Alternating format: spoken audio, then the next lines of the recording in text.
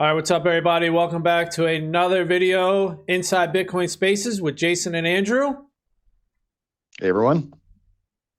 It's a great Friday. No, it's a good Friday. It's a good Friday.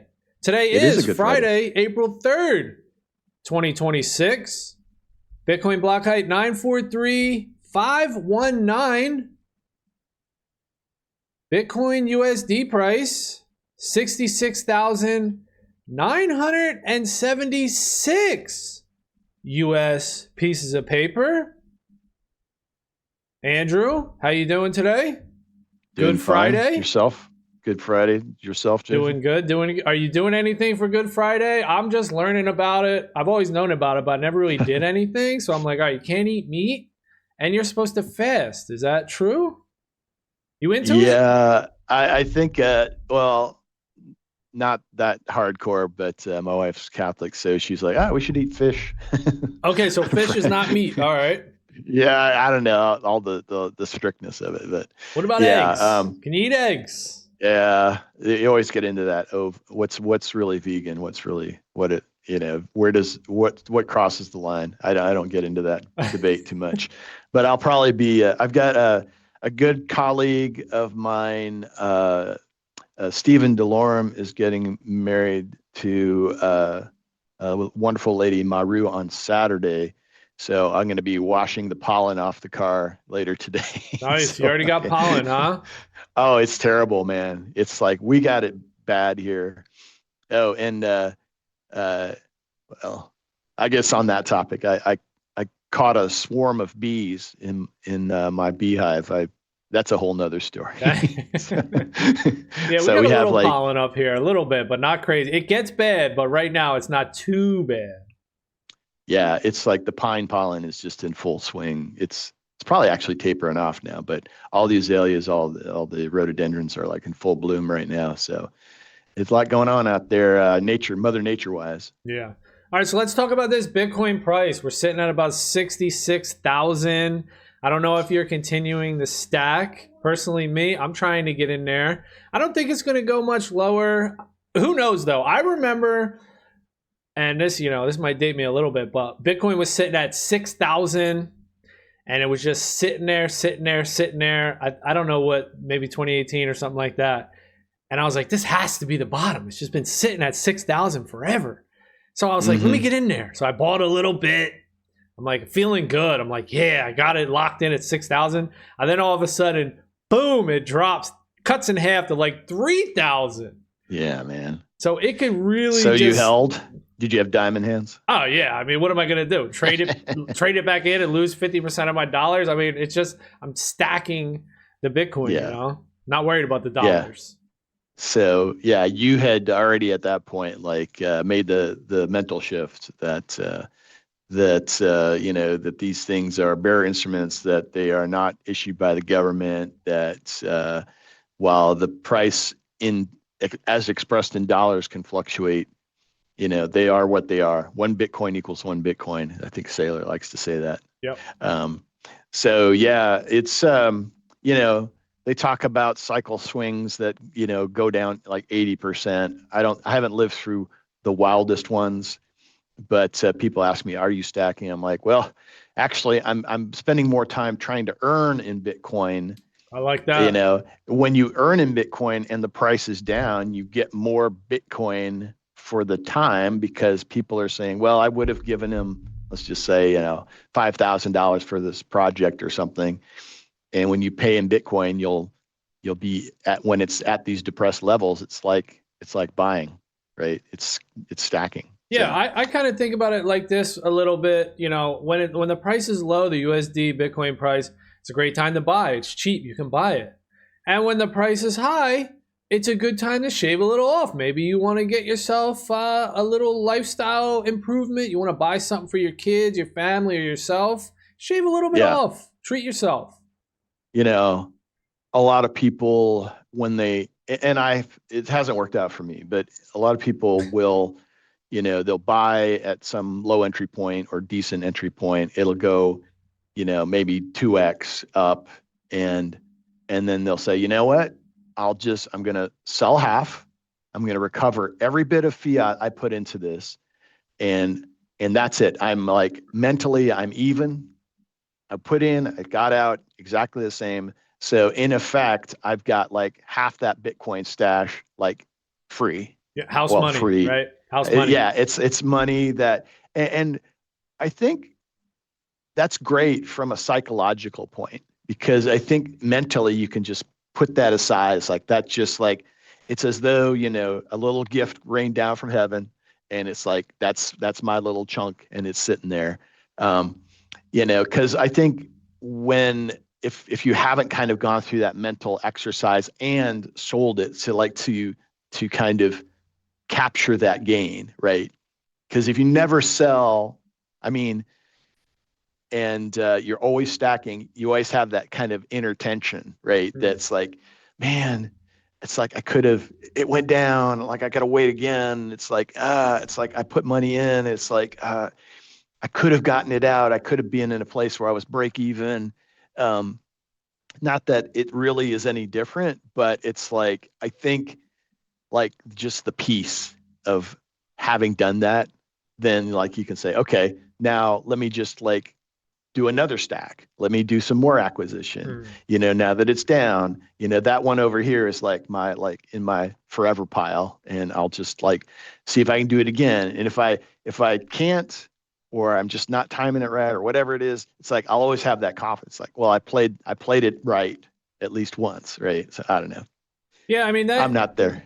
it can relieve a lot of stress and make people feel better if you're still thinking in the dollar terms. Now, I know we all use dollars, we all spend in dollars and everything, but maybe if you have a job or you're earning another way, like you said, earning Bitcoin, maybe if you're earning cash doing something else, you could just keep it in there as savings. I've made tons of mistakes too doing all this types of stuff. Uh, it's Yeah, like the everybody regret does. though when you what's that?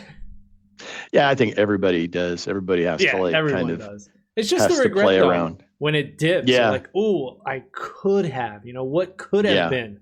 And like kind of what you're saying, I think when it goes up, you're like, "Oh, what could have been? What could I have, splurged yeah. on? What could I have I know. bought?"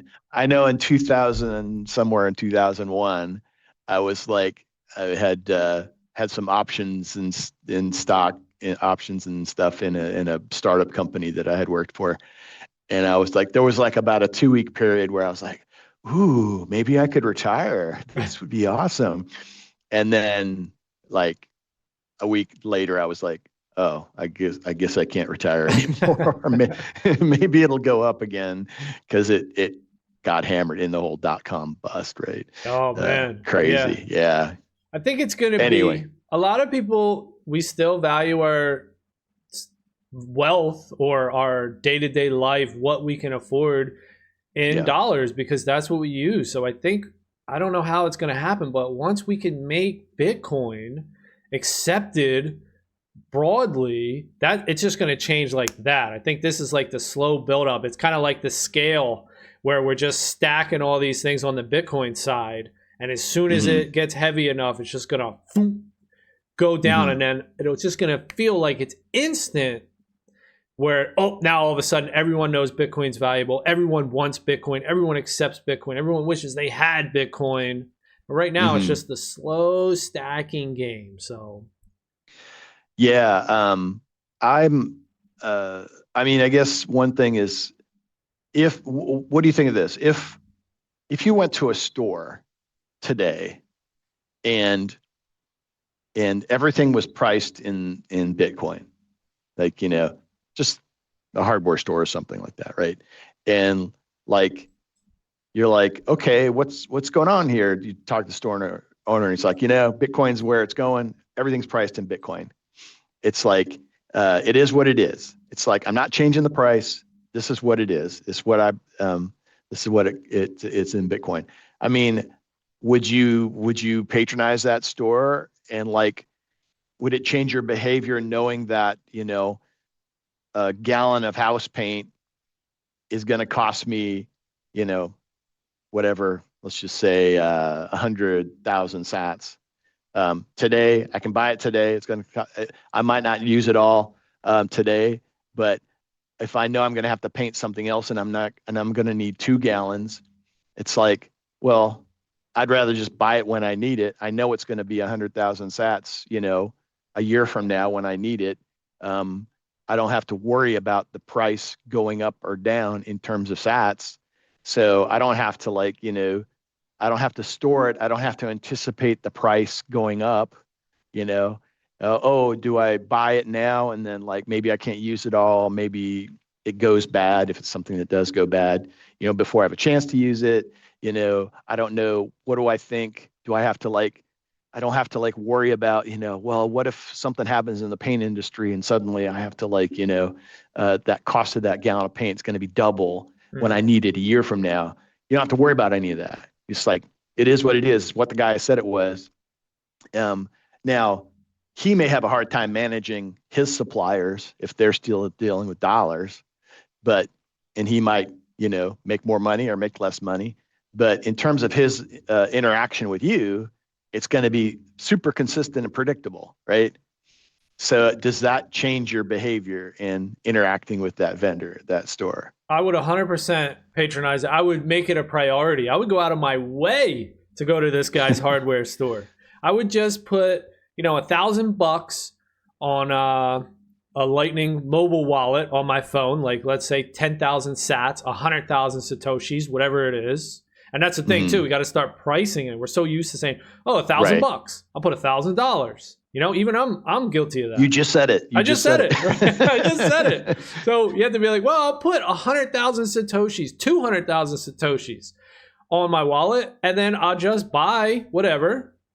And at the end of the week or at the end of the month, I'll just, well, if I'm doing a stack, weekly, monthly, whatever it is, I just add that up. I'll look at my wallet and say, all right, I spent 20,000 satoshis. Well, I'm going to buy 20,000 more satoshis. So spend and replace. We just do it like that. But I definitely think it's a good idea to have a Lightning wallet on your phone. $1,000, $500, $100, whatever it is. And go to these stores and ask these people, hey, you accept Bitcoin? I'm ready to pay right now with my phone. Yeah. I mean, because we kind of live in this world where there's the emergence of Bitcoin, and with the Square announcement that they're going to enable Bitcoin acceptance across all they say eligible terminals. I think some states have some regulations that might prevent that, but it seems like it's pretty nationwide that they're going to open it up. So you just be able to wander up to any store, and if it says a Square terminal there, you can just pay with Lightning payment or something. But it's this mentality of like you say, pricing it in sats. It's so hard. Can you imagine? Just imagine like growing up your whole life if it had been like in a Bitcoin denominated world.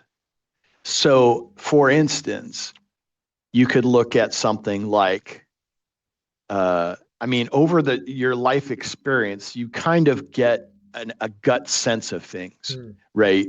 So, for instance, a gallon of milk, like say it was always priced at like 2,000 sats, right? $2. Right. Well, I did it. Yeah. Just say 2,000 sats. It's hard. Just say 2,000 sats. It's like I go to the grocery store. I'm going to get a gallon. I need a gallon of milk. I'm going to buy a gallon of milk, 2,000 sats. Like when you're 10 years old, going in there with your parents. Oh, go grab some milk. You're grabbing it off the thing. You see the price, 2,000 sats. As you're a young adult in college, it's like, oh, we need some milk for the Post Krispies or whatever. You go to the store, 2,000 sats. You're buying milk for your family, of 5 or whatever.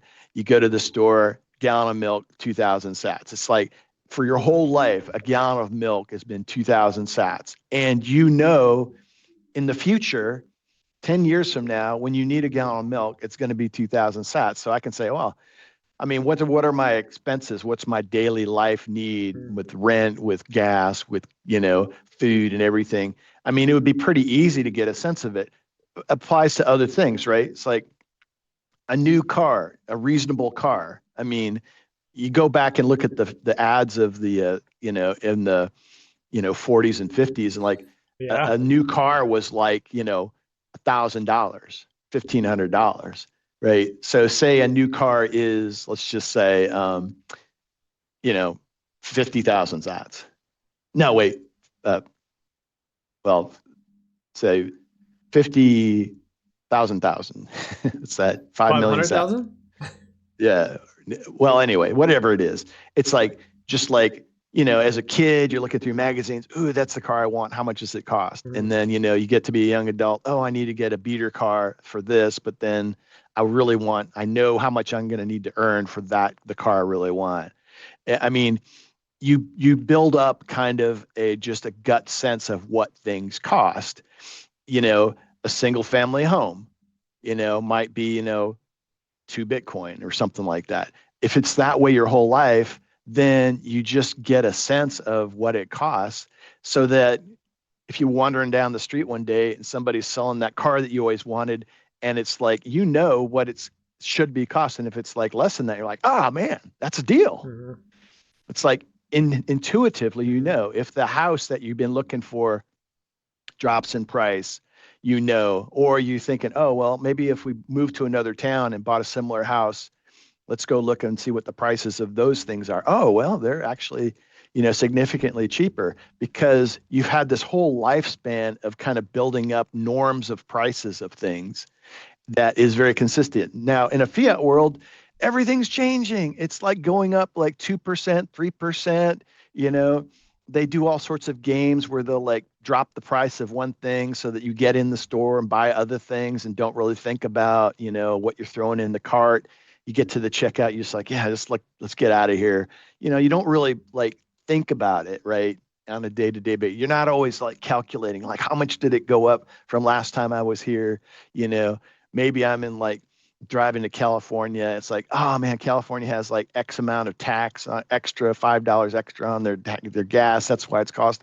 I mean, none of these games you have to deal with. Like, life, just in understanding the value and cost of things, is just so much simpler.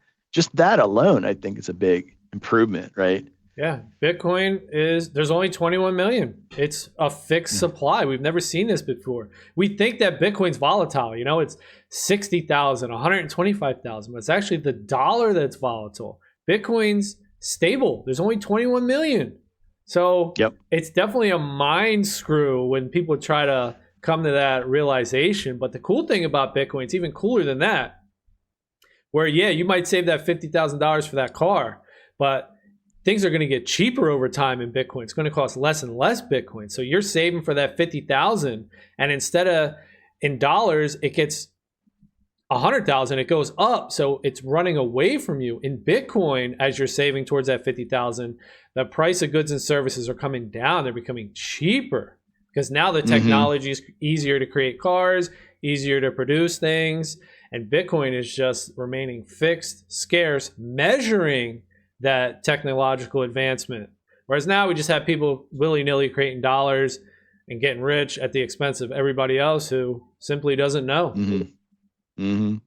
Jeff Booth, author of The Price of Tomorrow, is a great read. Yep. I recommend to anyone in this space that's interested. I love that book. I mean, he envisions a future where depreciation is the norm, that things do, like, not just in Bitcoin terms, but in just value terms, get cheaper and cheaper. That it takes less resource, or there's just efficiencies that technology drives out of the cost of things. And I think that the best evidence of this is when you go to Costco. What's the first thing you see when you walk in the door?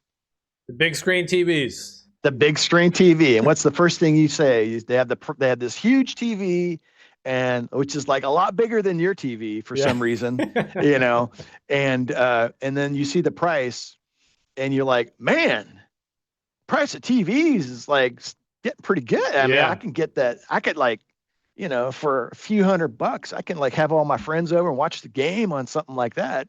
And like the first thing that sets your price, kind of sensibility, like, as you're walking in the door. And then, everything else is like seems getting cheap, more right? expensive. Yeah, well, it's like, I think they try to like kind of set you up for like, oh, well, this is things are cheap here, Oh as a yeah, general yeah. sense. And then you start throwing like, 20 packs of tuna in your basket and stuff like that. So without even looking at the price, right? So yeah, it's crazy. I'm actually I want a project that we'll talk about coming up soon. I'm actually envisioning a, a mobile app where you can easily see a quantity in dollar, Bitcoin, and a tokenized gold. Hmm.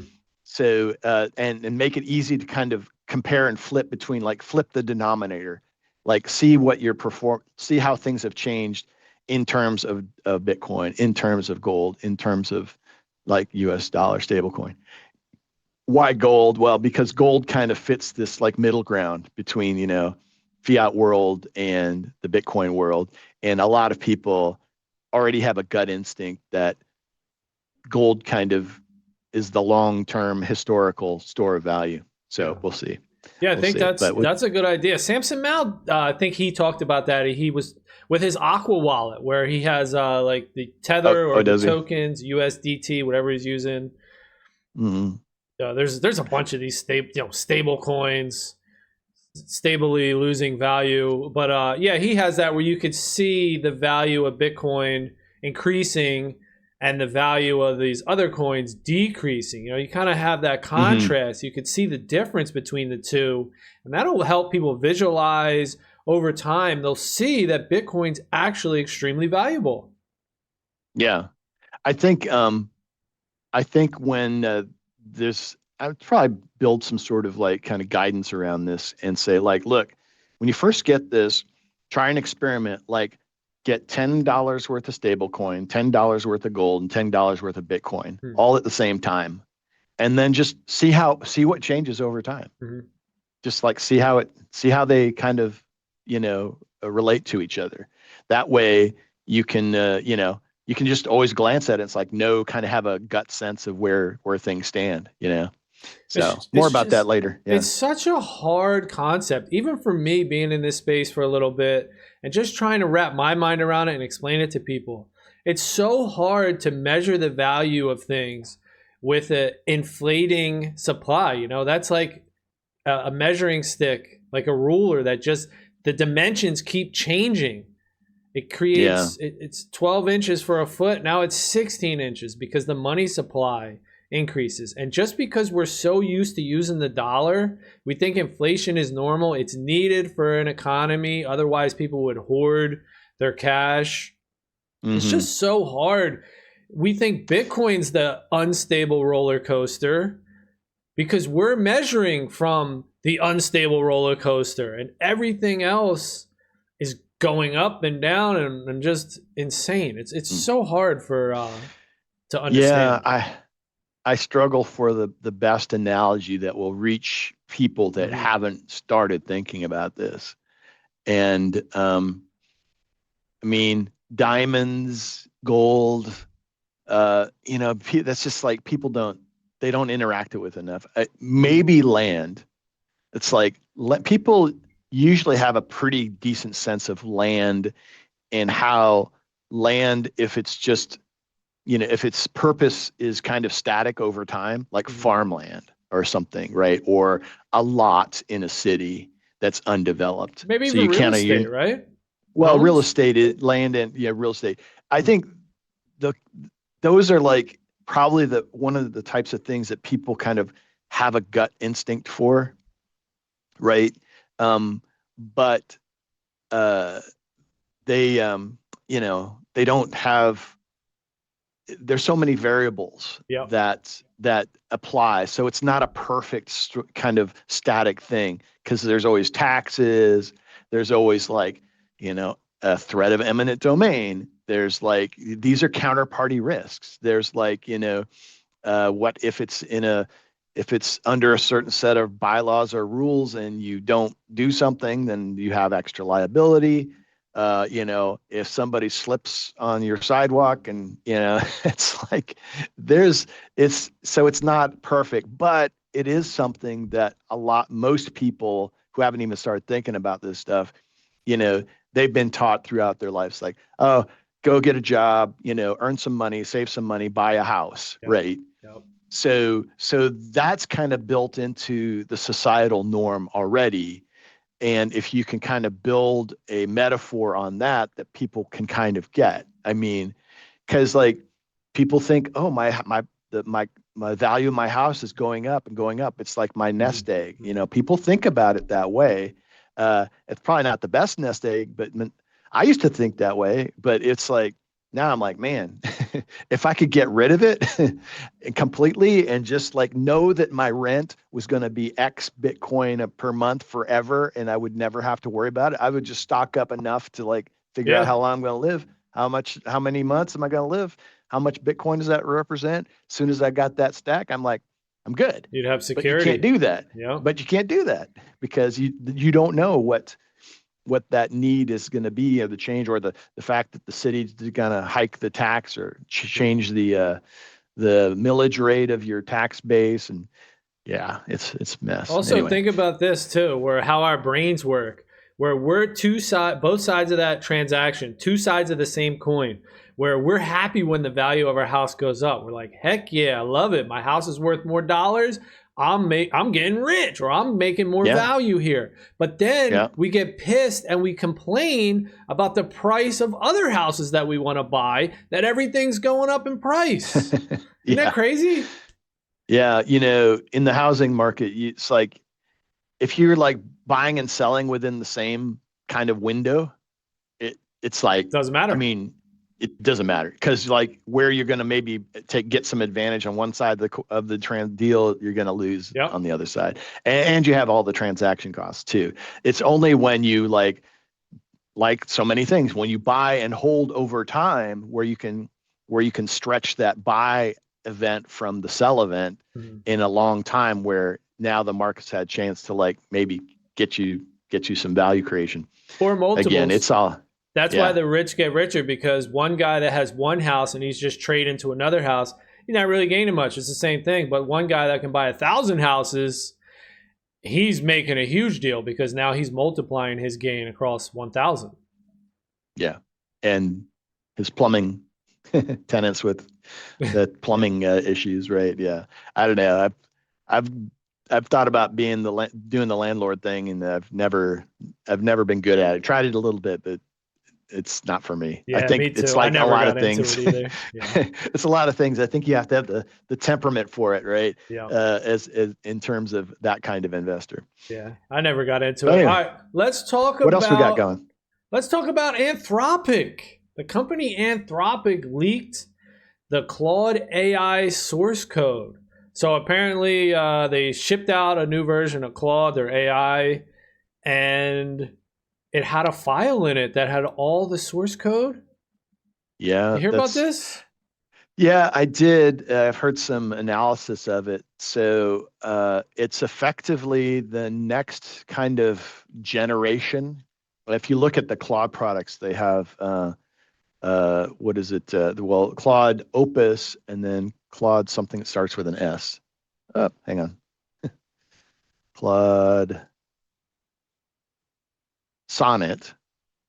That's supposed to be the cheaper. So every time they roll out new versions, like the existing kind of which was the best in breed, kind of gets cheaper. They charge less for it, Okay. right?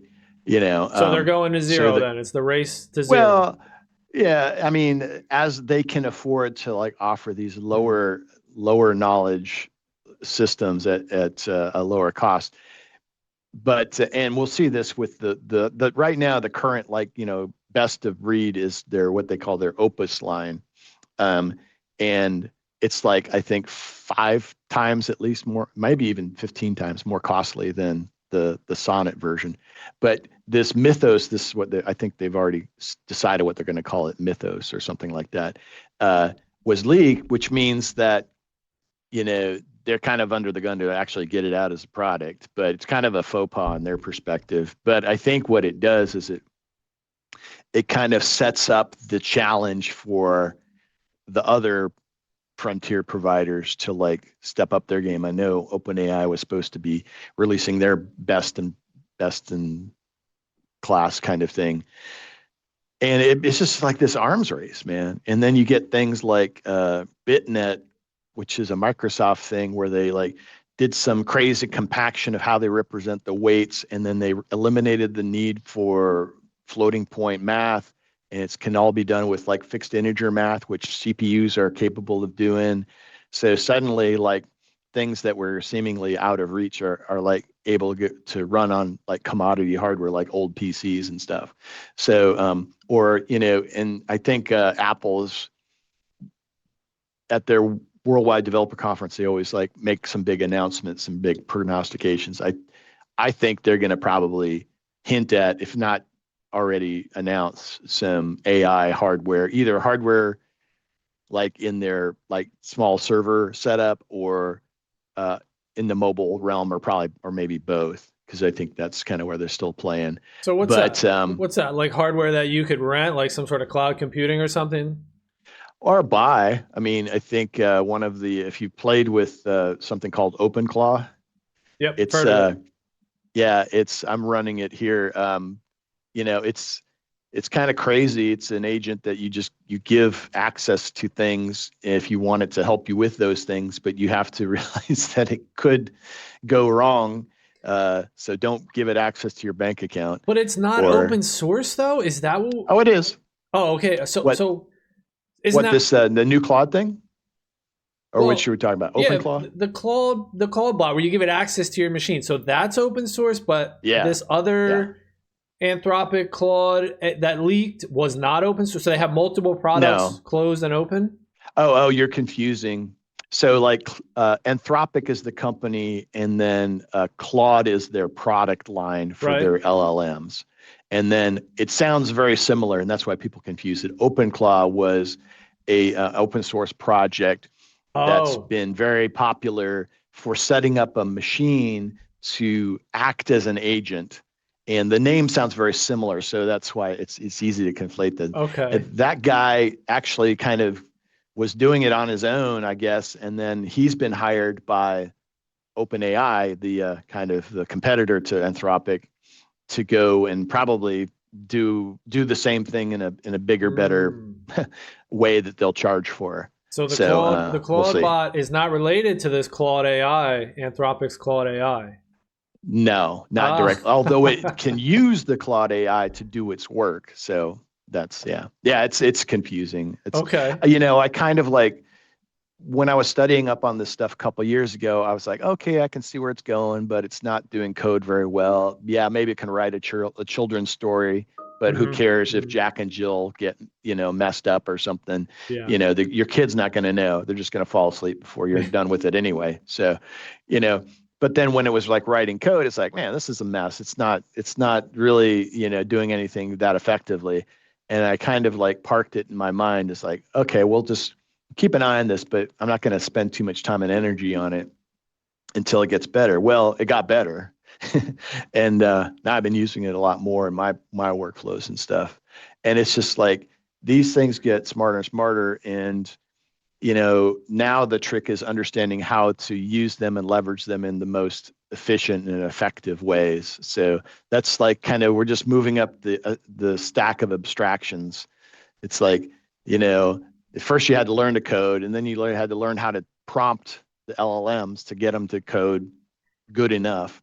Now you're having to like orchestrate several types of agents together in a way that is most effective for what you need to get done, Hmm. and then decide if whatever they created was good enough for you.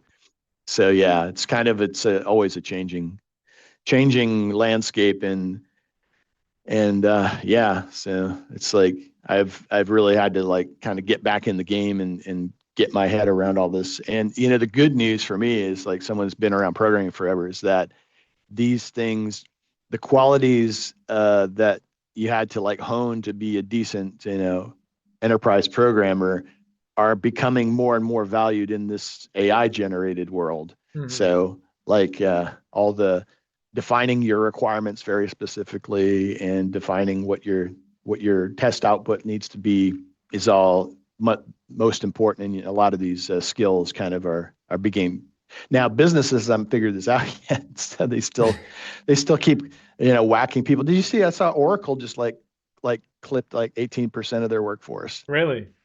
Yeah, I think that was this morning. It's like crazy. So Now, do you think uh, this is moving us towards more in the direction of open source everything, where you got this leak that came out with Claude AI, Anthropic, you got a lot of leaks that come out with people's usernames, like the Ledger leak, and just all the private information where that's constantly getting leaked, these honeypots. And then you got stuff like Bitcoin emerging coming out that's open source and it's secure through proof of work. Do you think there's some sort of battle going on here, and this is leading everyone into the realization that open source is just the way to go? yeah, I mean, it's getting harder and harder to like sell software, right? Yeah. Um, as you know, I mean, my old company, SAP, was going through this evolution. They for 50 years they had like made the software and then they licensed it, and then they licensed renewals and updates to it. So like all their customers like paid a big chunk of money to buy the software. They paid a big chunk of money to like implement the software, get it in their business. And then every year they paid a big, well, probably less than half of their original chunk, but still like year after year, like about significant update costs just to stay compliant, to stay like up to date and stuff. And since they now had business systems and operations that were dependent on it, they couldn't yank it out. And that was the model, and they were very successful with it. But then when cloud computing came back, it's like, well, you don't have to like actually buy the license to the software. You just we'll rent it to you month by month on a per seat basis, on a per CPU basis, or something like that. And that's so everything was like going to the cloud. Everything's the cloud subscription, cloud revenue. You get that monthly bill on your credit card for your Apple Music subscription, all that fun stuff. And then it was like that was a difficult transition, and then it was like a transition to consumption based. So like you don't pay by the month, you pay by the song, or you don't pay by the month, you pay by the gigabyte or the compute or whatever.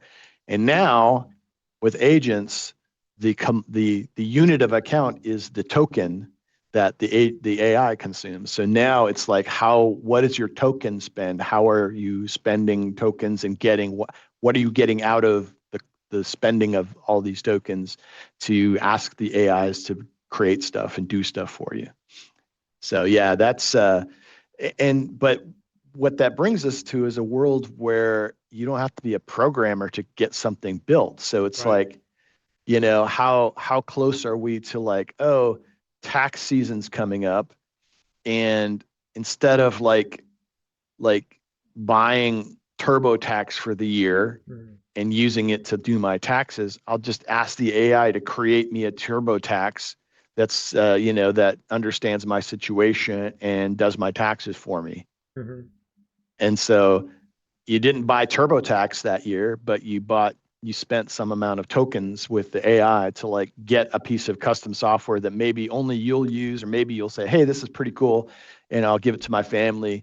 But you're not in the mood to like, start up a business and sell it. And even if you could, would that software is like good enough for you, but it's not production ready to be resold to all other people that, maybe it doesn't work at all for like, maybe it works for you running a bakery, but it doesn't work for, a real estate, more agent or something like that. Yeah. So it's like, I think that we're trending towards like just single use or very, very niche things. Right. And the code itself, just, it's hard to like sell it and get value out of it. It's like, it's almost, and this is kind of the open source drove us to like, it's better just to give the software away and then charge for consulting or services or support, and that's been the model, but that's, a far distance from paying for the software like we used to have to do it. Yeah, I like that. And open source, if your bakery software works for you, but if it's open source, you put it out there, I could take it perhaps and edit it, right? I could change it to make it work for me. Yep. So I think that's really cool for humanity. Software is just so much easier now to create, critique, edit with all these AI chatbots. Yeah. It's getting more and more commoditized. Um, which, I mean, think about the Industrial Revolution and moving from agrarian society where everybody was, oh, we gotta harvest this field of wheat. It's time. I gotta hire, Mm-hmm. 40 people and give them like, these big things with blades on to go out there and like swoop, all the wheat into The piles. sites, yeah, Yeah. Versus like, oh, I got a track, I got a combine that can just like plow over the whole field and harvest it and like shell it and like put it in a bin automatically, like with one person driving. yeah. So, you know, I think there's going to be a displacement of people, at least, some types of knowledge jobs. That's what's And happening right now, right? With computer work. it's, If it can be done on a computer, well, yeah, there's these machines, these AIs that could do it. So you don't need 50 guys with scythes running around. There's a big machine that can do it. You don't need yep. 50 guys in suits sitting in cubes doing the work. There's an AI that can do it. That's been the promise. And whether it's fulfilled that promise or not, I don't know, but it's definitely something to watch. So, Seems like it. yep, All right. So let's move on here. Let's talk about Bitcoin 2026 coming up April 29th. You, yeah, Andrew, you're going to be speaking about Spaces Protocol on Wednesday, I April 29th, last day of the conference at 12:15. You're going to be doing a workshop on Spaces Protocol. that's right. Yeah, I'm looking forward to this one. I've I did actually last year. I volunteered for the conference, and honestly, even you might not think that that's a good way to go, but it's I found it was an awesome way to go. Uh, So you volunteered and because you got in there, right? You were helping out? Yeah, I was helping out last year, and it got me access to a lot of places and people. And yeah, you have to do some work, but you get a free ticket. I mean, you still have to pay for your hotel and flight, but Hmm. it's like, you do some work, you get to meet the people that are running the whole conference. You get to meet people that, you probably wouldn't get to meet otherwise because you're kind of part of the crew behind the scenes, which is kind of cool. And all the other volunteers they're very passionate Bitcoiners. So you're kind of rubbing shoulders with folks that are like-minded, and that's always nice, you know. So anyway, yeah, I'm going to be. I put in for a speakership position, got selected, and I'm going to be holding a workshop. So if you go, I pulled up the agenda page. So if you go to 2026.b.tc/agenda, and you go in the search bar, you'll type in Lundy. That's my last name. Here I am, Andrew Lundy. Nice. Spaces Protocol, Sovereign Bitcoin Identity. So yeah, I'm gonna work into a bit of the initial talk. How some of the needs around decentralized identity. So it's got a bit of an identity sort of slant to it, but the bulk of it's going to be talking about Spaces Protocol. And if you come and are in attendance, uh, I got Bitcoin 2026 is a top level name I've registered for this. Very nice. So I'm going to be, as part of the workshop, we're going to be giving away sub names under this. So Jason at Bitcoin 2026, if you attended, so we can, and then that way people can like walk away with their own piece of like sovereign identity, right? Their That's own awesome. name. That's Yeah. awesome. So again, that's on Wednesday, the last day of the thing around noon. That in Vegas. So I'm looking forward to meeting a lot of folks there. If you're attending and are interested in the topic, please drop by. Or if you can't, if it conflicts with something else, reach out to me. The best way to catch me is on LinkedIn. It's probably the easiest. Just go to LinkedIn /Andrew Lundy. That's my name all jammed together. ANDREWLUNDE. and yeah, drop me a message on LinkedIn is probably the easiest thing. Or if you can remember it, my email is also andrew@lunde.com. So just drop me an email, and that's and we'll figure it out. We'll hook up. So that'll be fun. Yeah, that's really And cool. yeah, So now that you're a speaker, are you getting yeah. your flight and hotel paid for? No, no, they don't. No.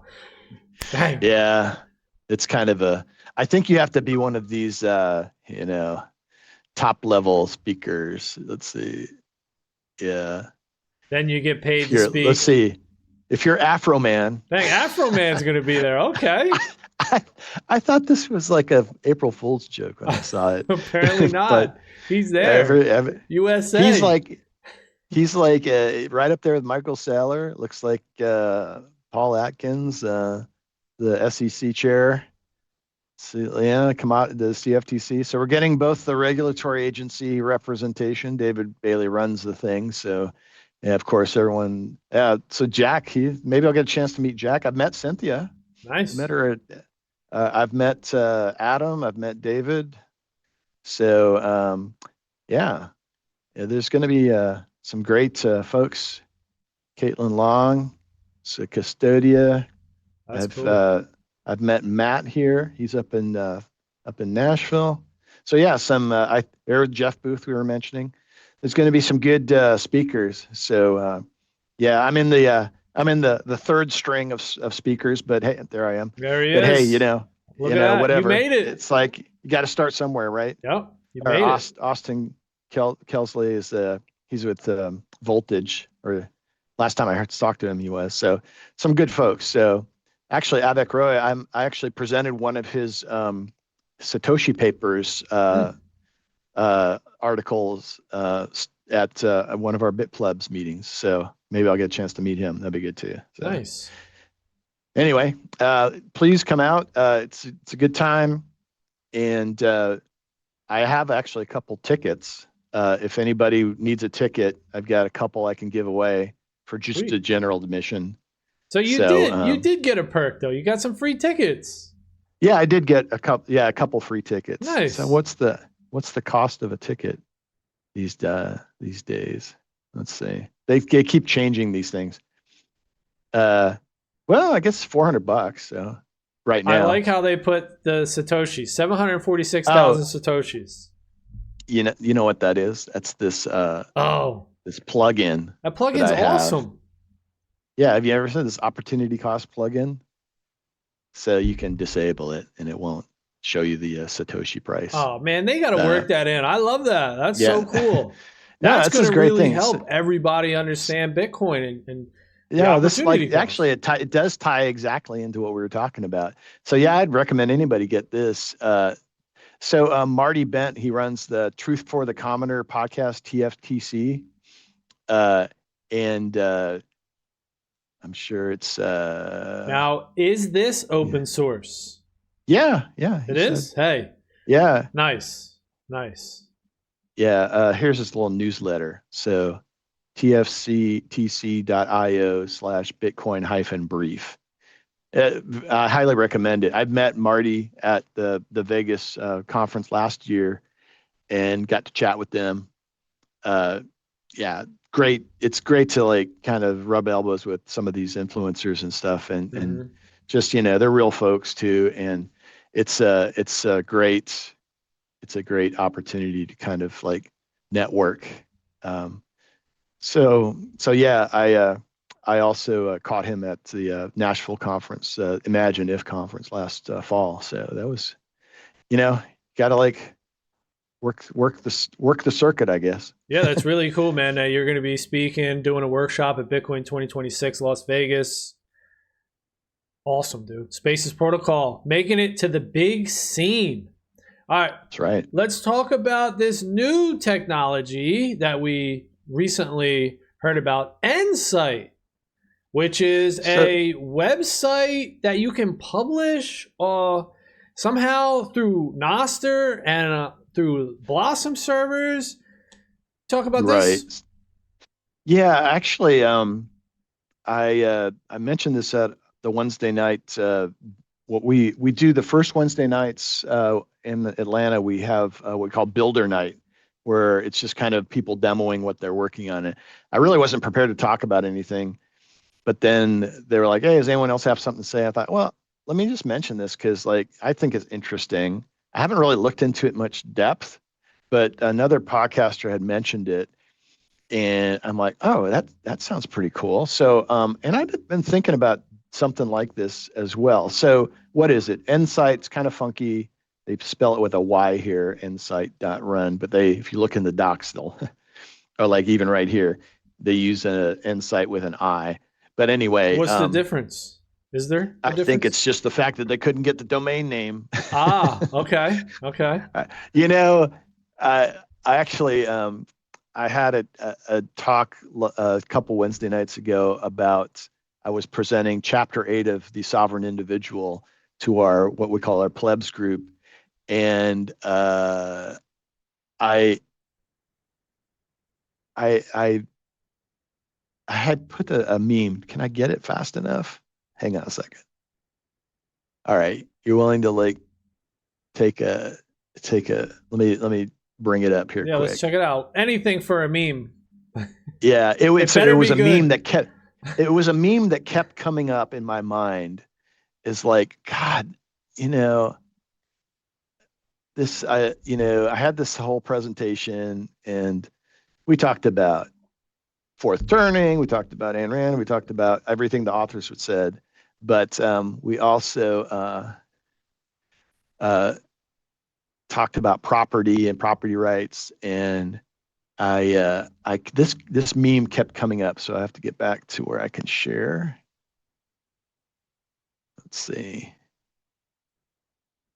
So, have you seen this one? Oh yeah, yeah. Popular. I've seen this one. Yeah, yeah. Not and this, and not this domain one, but yes, I've seen this meme. Yeah. I first saw this about, I don't know, maybe 6 9 months ago, and Pay the twelve every dollars. every frickin' twice a month probably I get GoDaddy. I use GoDaddy for most of my domain names, and there's like I'll get this email. Oh, your domain name, blah blah blah, is like up for renewal. It's like, we're going to automatically charge your credit card like Hmm. 20 to 30 bucks to like renew it for another year. I'm like, man, I should like take these things off auto pay because it's killing me, because this is like racking up. I mean, it's not the end of the earth, but it's like, you know what? It's Yeah. like, and it really boils down to this meme, right? Which is like back in the day, you had a an idea, and like, oh, I can make a business out of this, or I can make a cool website out of this, and it's all about this certain topic, and you're like, maybe you start thinking about it, working on it, and at some point you say to yourself, oh, wait a second, I better make sure that the domain name like is available Yeah. for this project that I care about. um, and maybe you go searching around, and if maybe it's something like blueberry or something like that, or whatever you want, something very common, very short, very easy to say, very easy to spell. you know if you get the .com, you don't have to like continually tell people, oh, it's like it's this but .net, Hmm. right? That was the thing back in the day. It's like, oh, if you get the .com, everybody will know it, so you can Hmm. say, it's like Amazon. You don't have to say Amazon.com, and Right. you would just be able to kind of, the presumption was like there. And then, because the top level namespace, the .com, the .net, the certain ones you couldn't get, like gov, edu. Hmm. You had to be part of an education thing. I Yeah. mean, and They're then there was all gate the specific country ones that they made. You had to go to each country to get those, in which it was quite an ordeal. Hmm. But for the longest time, it was like there was only a few recognizable names. Org was another one. But then you'd be like, well, I want to make this into a business. And if I get the .org, then people will think it's like a nonprofit, and I Yeah. want them to know that it's a business. So I really want a .com, but the name is already taken, and so maybe I'll like change the name of my company or my idea, or maybe I'll like make it a little longer, but then it's long more to type. And what if people mistype it? Maybe I should get a couple variants of commonly mistyped versions so that in case they mistype it, I'll like, it'll come to me. You had to go through all these gyrations, right, of thought and thinking about all of this stuff. Never And ends. and then you're like, man, now you're like, I got to register 3 different ones. I got to pay for a certificate. That's a couple $100 a year, if I want to have it SSL. And then you're like, oh man, so often you would you'd go through that with this kind of, maybe you've already put a bunch of effort into like developing this idea. Uh, but then they opened up the top level space. So you got like IO and club and fun and dot whatever and dot every. So suddenly the namespace was kind of like wide open, but you had to like then like make sure, oh no, it's like like this one end site dot run. I don't know why dot run dot XYZ has gotten popular, Hmm. dot IO, dot AI, all these things. Like, so now it's like back to like, well, you have to like specify the top level. You can't just presume it. Hmm. Um, but there was this whole time where it's like you would get into this like mode. It's like, oh, that's a great name. I haven't even thought about the idea yet too much, but it's such a great name. Let me just check to see if it's available. Oh, it is available. Well, I better jump on that. Hmm. I better like get that domain name. Like I've got one called trustedfilter.net, you know, network of trusted people that you trust. And it's an idea. It's like, okay, well, maybe this would be a social media thing where you could sort of like, I don't know. I thought about it some, but I didn't like take it very far. But I like that was like 10 years ago. So it's like I've like paid for this thing like year after year after year. Yeah. And I'm like, do I just let it go? And I was like, oh, I can't let it go. And that's where this meme really fits, right? It's like you get this notice that your dream site that you always hoped that when you had some spare time that you could like work on it, right? And make it into something that you could like really be proud of. Now your domain renewals come up and you're faced with this decision, right? You either admit that your dream is dead or you just pay the renewal fee. It's like, and like admitting that your dream is dead is so hard. It's Yeah. like, Yeah.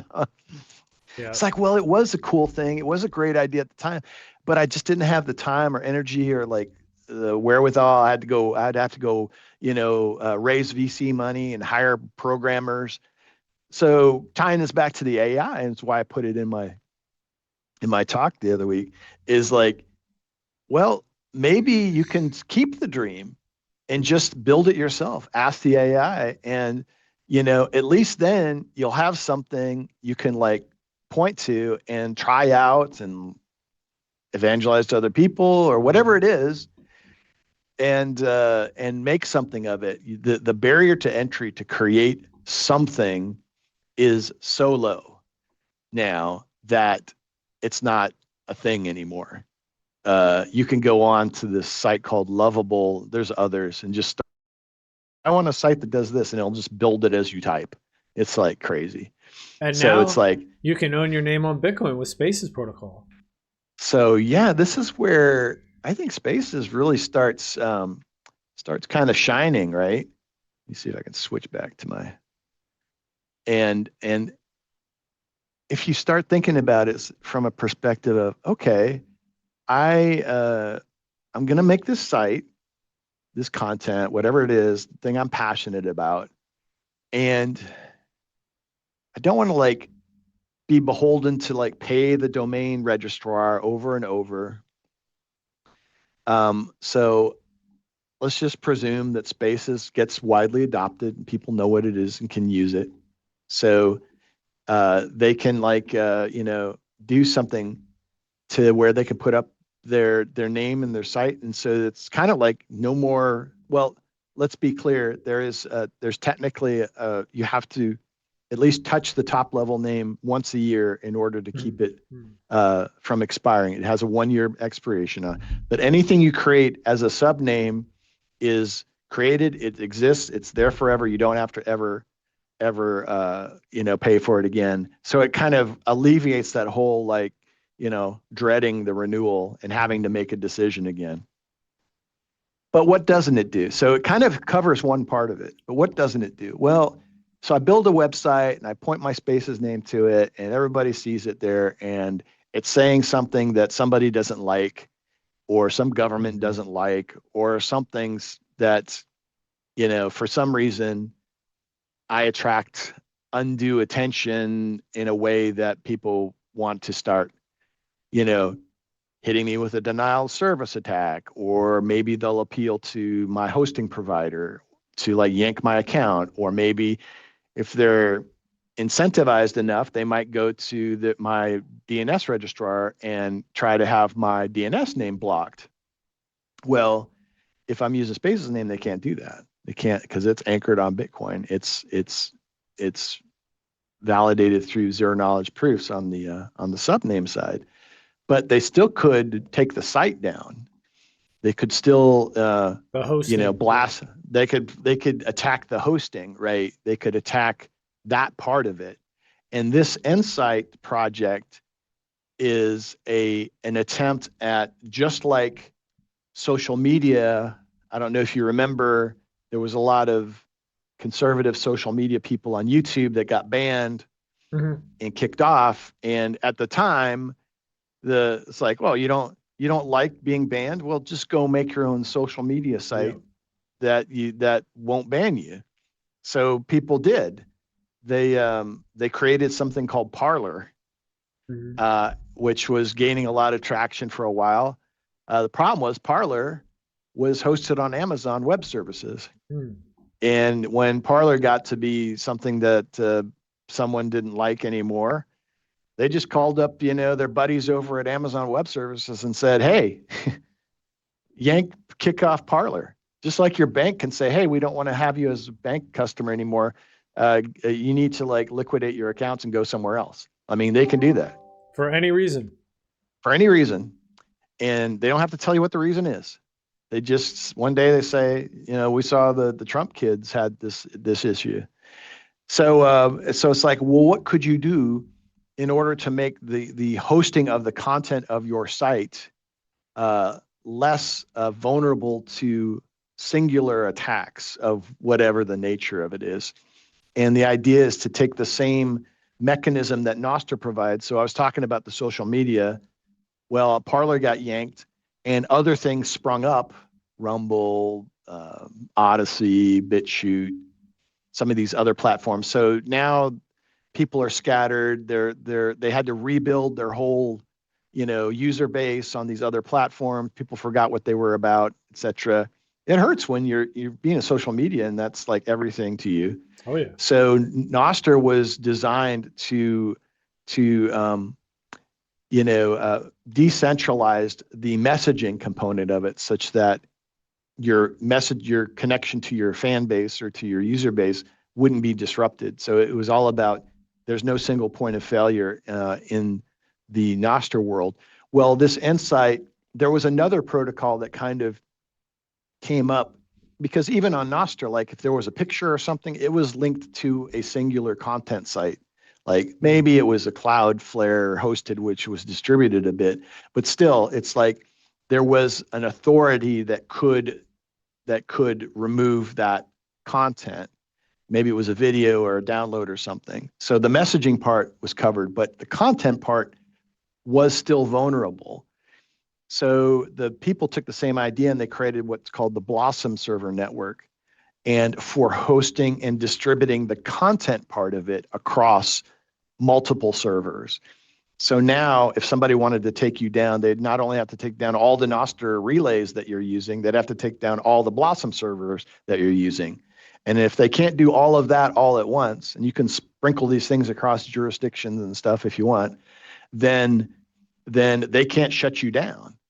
Of course, managing all of that gets to be a challenge, and this is where the Insight seems to come into it, which is to basically gather up all your information about your site, the web pages and the links to the content and the graphics and anything else that you want that's like a binary object or a media asset, and put it all into a folder, run it through this like bundling publishing thing that makes it easy to then distribute it into the Nostr slash Blossom content network. And that way, then it's pretty hard to like get rid of it. The problem, so it's got a lot of promise to it. The problem is that the way that the folks with this project envisioned that you would address it. And the last time I tried this, their hosting was down, so maybe this doesn't work. But I'll click on this anyway, so you can see what the URL looks like. Yeah, it's still not working, but it actually addresses the website with with your Nostr npub, right? So this whole thing is the npub, and then they're then using this thing called nostrdeploy.com to so this is still a DNS host name. But you'd say, well, that's kind of ungangly. I mean, I have to maybe you can make a QR code of this and make it easier for people, but you just can't be talking to somebody on the phone. It's like, oh, go to my website. It's blah, blah. It's npub1 NSYTE 9FEEF, blah, blah, blah, da, da, da, da, da. Yeah, there's no way, right? However, Spaces you could put something like, Spaces fixes this. My site, my at site, and that's it. Yep. That's it. And boom. That's something you can easily communicate. You can easily get that top level name, maybe not site, but create a sub name for it, put get the certificate and the proof generator for it, associate the IP address of or that long thing for addressing your end site, and you've got the name. And if you're careful about it, no reliance on DNS at all, and your content is distributed. At least it's not all centralized, and anyone can get to it, assuming that their client understands how to deal with this and resolve it. And you've got something that's pretty hard to disrupt. Let's just say that's going to be a challenge. And it's your content, it's your sovereign property. It's like, ain't nobody taking that away. Or if there is a way, we haven't envisioned it yet. So yeah, it's really cool. So I think it's a good coming out. Yeah, I think it's a really good complement to it. We'll see where it goes. What do we have? There's a lot of cool stuff, right? So we got Bitcoin's the king. It's like money, amazing. Then we have things like Nostr, awesome. We have Spaces, awesome. We have Insight. This seems really cool as well. Does BitTorrent, you think, fit into this? BitTorrent seems really cool too, but did they use Blossom servers similar to this? BitTorrent uses what's it called?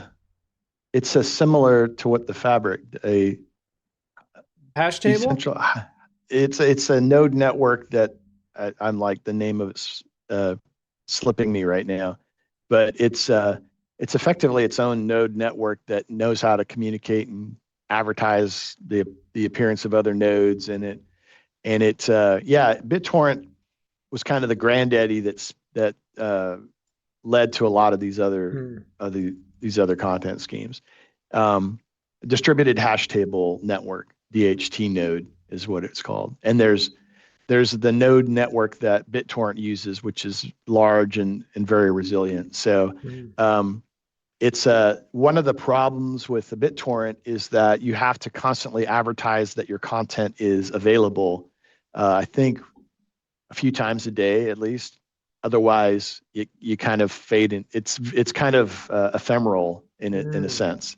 The Fabric or the node network that Spaces uses and is going to use, we'll talk about that some more, has like a day, a 2 day sort of ephemeralness to it. So uh, if you want it extra information to be available around your subname, then there's a certain amount of like you have to kind of tickle it every couple of days or so. The There is a way though to take those subnames, and we're going to get into this. It's I think one of the most exciting parts of this whole Spaces protocol is to take those subnames and create an on-chain anchor for that particular subname, and that way you become the owner of that anchor, and it is forever yours, and you don't have any reliance on anyone else for maintaining or managing it, which Definitely. is very cool. So anyway, Well, yeah. real quick So on that point. mhm. So the short-term nature of these things, you were saying they're ephemeral, they expire in a day or so, you have to keep re-updating. Is that a technological limitation, or is that a security thing? Why is that? I think it's a trade-off in that if your content is and when I say the content, I mean like all the data associated with the name, right? The Okay. identifier, whether it's that long string that I showed you, or the Nostra and pub, or the spaces stuff, you know, is if you need people to know what all this associated data around it is, then you need to like, and you want that data to be available, but yet you don't want it to be only in any one place, Mhm. again, because you don't want to be attacked and have, somebody be able to, you know, limit you or interfere with your ability. So by nature, you're having to spread it across multiple servers, and then the overhead of all those servers having to know Mm. exactly what version of your content and all the stuff associated with your identifier is like,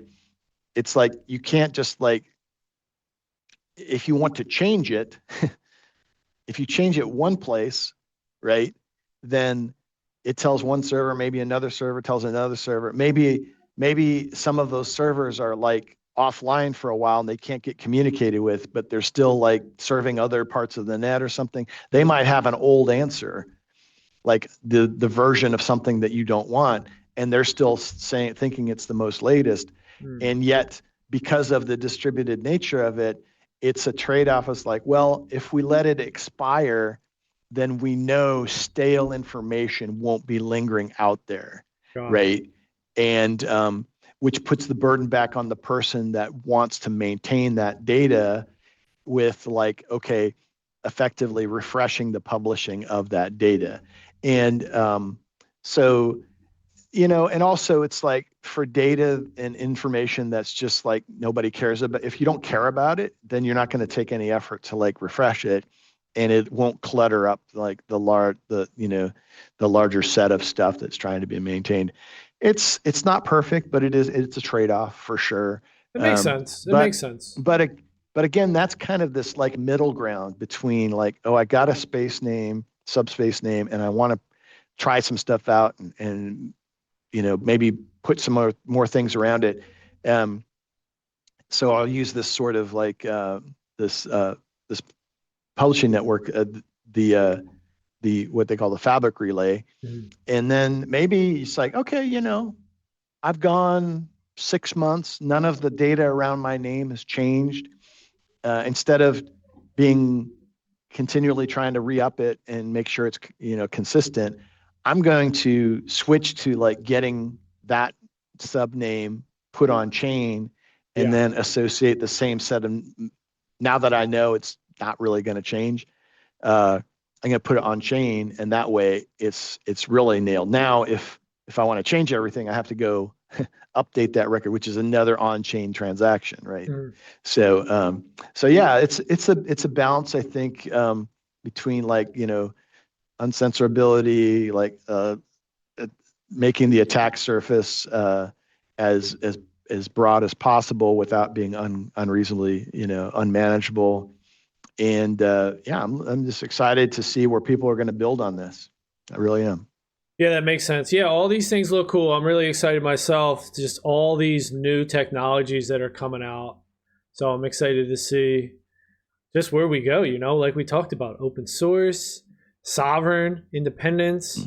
Mm-hmm. That's great because I think of humanity as like a chain, one long chain. So we all do help each other, but we all have to make sure that we're strong. So an individual is a link in the chain, and we need to be strong independently so that society can be strong and flourish as a whole. That's right.